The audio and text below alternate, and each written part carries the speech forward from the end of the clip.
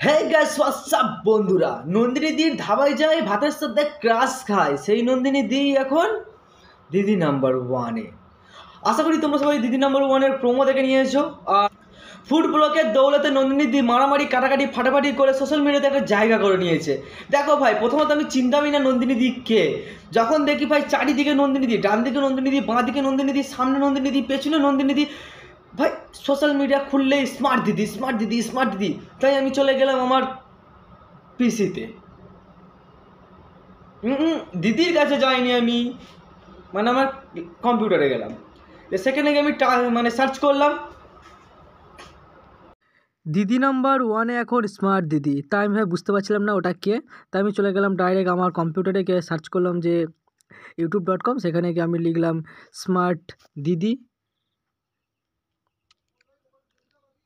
দিয়ে আমি সার্চ করি। এখানে দেখলাম অনেকগুলো তোমার চলে এসেছে সারি সারি সারি সারি, মানে এখন ট্যাগ শুধু স্মার্ট দিদির ট্যাগই কাজ করছে। এবার এখানে দেখলাম স্মার্ট দিদি নন্দিনী, নন্দিনী নামটা জানতে পারলাম। এবার তোমরা দেখতে পাচ্ছ যে প্রায় কতগুলো ভিডিও মানে আছে, মানে রীতিমতো মানে সোশ্যাল মিডিয়াতে একটা চেনা জানা মুখ হয়ে গেছে বা খুব ভালোভাবে ভাইরাল হয়েছে অল্প সময়ের মধ্যে। প্রায় সবাই স্মার্ট দিদিকে নিয়ে ভিডিও করেছে। এরপর হচ্ছে দিদি নম্বর ওয়ানে গেছে স্মার্ট দিদি, তার প্রোমো বেরিয়েছিল দেখতে পাচ্ছ। প্রায় মানে শুধু সার্চ করেছি জাস্ট স্মার্ট দিদি, রীতিমতো এতগুলো ভিডিও চলে এসেছে। এবার তোমরা দেখতে পাচ্ছ, আমি আরও স্ক্রল করে দেখাচ্ছি। মানে এমন কোনো ইউটিউবার নেই যে একে নিয়ে ভিডিও বানায়নি, ছোট থেকে বড় সবাই একে নিয়ে ভিডিও বানিয়েছে। এরপর আমি আবার ইউটিউবে সার্চ করি মানে স্মার্ট দিদি, নন্দিনী দিদি, দিদি নাম্বার ওয়ান, দিয়ে তারপরে তোমরা দেখতে পাচ্ছ অনেক ভিডিও চলেছে, তোমরা কি দোকান বন্ধ করে দেবে এরকম কিছু দিয়েছে। তারপরে দিয়েছে দিদি নাম্বার ওয়ানে ভাইরাল নন্দিনী। ভাই বাংলা ব্লগার নন্দিনী, মানে সবাই পাবলিককে নিজের দিকে টানার জন্য সে যা নিজের নিজের মতো করে থাম্বনেল তৈরি করে দিয়েছে। এবার চলো এবার ডাইরেক্ট ভিডিওর ওপর ঝাঁপিয়ে পড়ি। এবার তোমরা চিনতে পারলে নন্দিনী দিকে। দেখো ভাই, নন্দিনী দি যখন সোশ্যাল মিডিয়া কাঁপাচ্ছিল তখন অনেক ব্লগার ছিল যারা নন্দিনী দির পেছনে কুকুরের মতো ঘুরে বেড়াচ্ছিল, নন্দিনী দি তাদেরকে পাত্তাও দিচ্ছিল না। হয়তো তার কোনো প্রবলেম হতে পারে, হয়তো তার কোনো সমস্যা হতে পারে, বা এমনিতেও ভাই সবাই কি করতে যাচ্ছিল তারাই জেনে, হয়তো ব্লগাররাও চলে যাচ্ছিল ক্রাশ খেতে। ভাই দেখো, কিছু কিছু ফুড ব্লগার ছিল যারা সবার ঠেড়কি ছিল, যারা চলে গিয়েছিল ব্লগের সাথে সাথে ক্রাশও খেতে চলে গিয়েছিল। আবার কেউ ছিল সলা যাচ্ছে গিয়ে ব্লগ করছে, খাচ্ছে যাচ্ছে আর বদনাম করে আসছে, খাবার ভালো না। হয়তো এই কারণে দিদি আর সবাইকে ইন্টারভিউ দিতে চাইছিল না।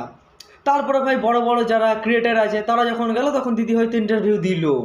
ভাই এত কিছুর পর একটা জিনিসই ভাবছিলাম, সাতকলা পূর্ণ তো এখনো হলো না, মানে দিদি নম্বর ওয়ানে কবে যাবে। ভাই ওটা ভাবতে না ভাবতেই দেখি দিদি নম্বর ওয়ানের প্রোমো চলে এলো। তারপর ভাই অনেক জনা তো সেই কমেন্টেই গিয়ে হেগে দিল। তার মধ্যে কিছু হাগা আমি তুলে ধরছি, দেখো তোমরা। একজন বলছে সব নাটক টিআরপি বাড়ানোর জন্যে।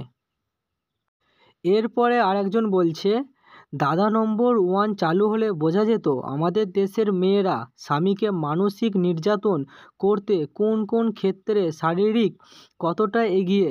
সবার কথা বলছি না, তবে সংখ্যাটা অনেক। এরপরে একজন বলছে দিদি নাম্বার ওয়ান একটি স্বামী নিন্দে করার জায়গা, দেখবেন এক পক্ষ শুনিয়ে সাফল্য দেখায়।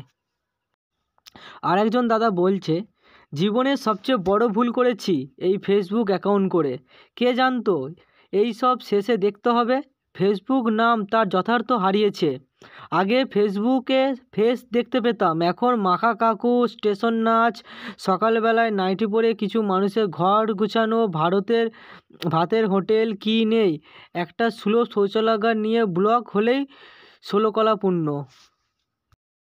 এরপর আরেকজন বলছে এরকম অনেক মা বোনেরা আছেন, তারাও অনেক লড়াই করেছেন, তাদের কাছে তো কোনো ইউটিউবার আর যায় না, সব কিছুই গ্ল্যামারের ব্যাপার। সেটাও ঠিক।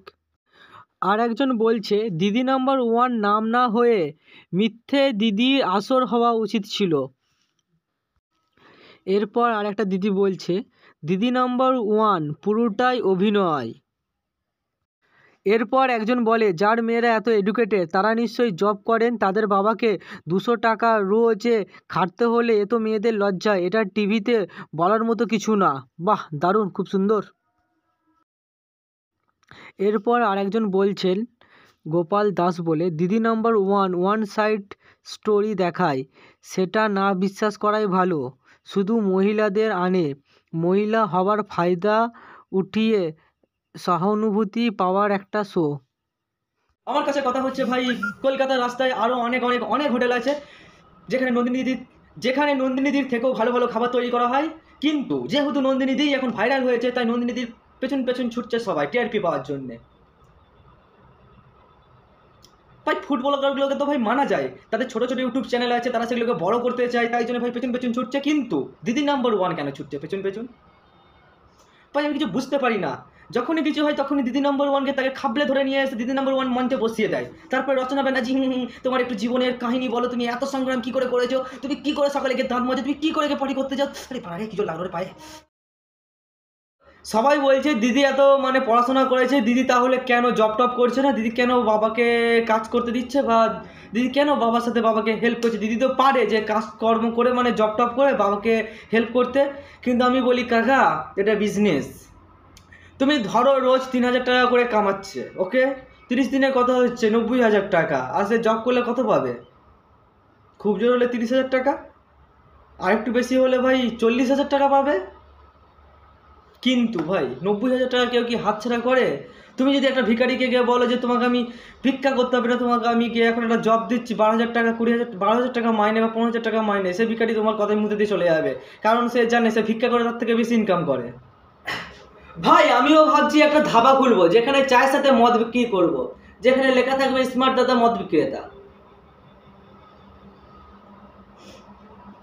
ভাই সোশ্যাল মিডিয়ার যুগ এখন, একটুতেই ভাইরাল হওয়া যায়, তার উপর আছে ভাই ফুড ব্লগার, তারাও আসবে আমার কাছে চা খেতে, হালকা করে মদ দিয়ে দেবো ভাই, নেশায় নেশায় আমার নিয়ে চর্চা চলবে। ভাবো তো ভাই, প্ল্যানটা ভাবো। তারপরে ভাই আমাকেও ডাকা হবে দিদি নাম্বার ওয়ান, তো ভাই আর ডাকবে না আমাকে, আমাকে হয়তো দাদা নাম্বার ওয়ানে ডাকবে, নতুন রিয়ালিটি শো আসতে পারে আমার জন্যে। তোমাদের কি মনে আছে বিচি মাখা কাকাকে, যে বিচির সাথে সাথে ঘাস পাতা পিন্ডি সব কিছু মাখিয়ে তোমাকে খাই দিতে পারতো? যেই কাকা সোশ্যাল মিডিয়ার দৌলতে ভাইরাল হয়েছিল, তারপর তার ব্যবসা মারা গিয়েছিল। আমাদের রানু মণ্ডল আছে,